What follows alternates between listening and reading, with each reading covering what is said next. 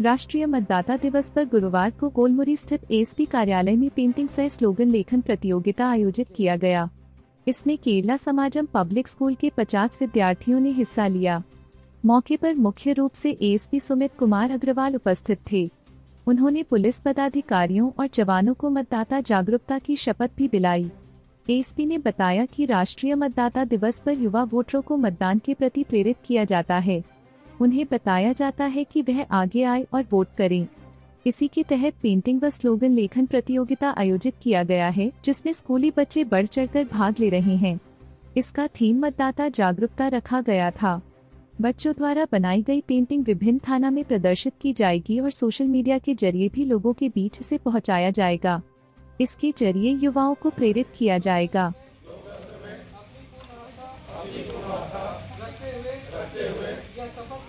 शपथ लेते हैं कि हम अपने देश की लोकतांत्रिक परंपराओं की मर्यादा को बनाए रखेंगे तथा स्वतंत्र निष्पक्ष एवं शांतिपूर्ण निर्वाचन की गरिमा को अक्षुण्ण। नेशनल वोटर्स डे, राष्ट्रीय मतदाता दिवस है।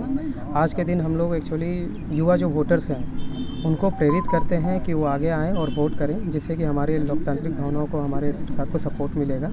इसी को लेते हुए इलेक्शन कमीशन ऑफ इंडिया के द्वारा हर 25 जनवरी को हम लोग नेशनल वोटर्स डे सेलिब्रेट करते हैं। और इसी के दिन हमने आज एक छोटा सा पेंटिंग प्रतियोगिता यहाँ अपने क्षेत्र में रखा है, जिसमें कि बच्चों को एक थीम दिया है कि वोटर्स को लेकर वो किसी भी तरह का पेंटिंग करें, और हम लोग इस तरह से इसे नेशनल वोटर्स डे को सेलिब्रेट कर रहे हैं। कितने बच्चे हैं? लगभग 25 बच्चे यहाँ आज उपस्थित हुए हैं।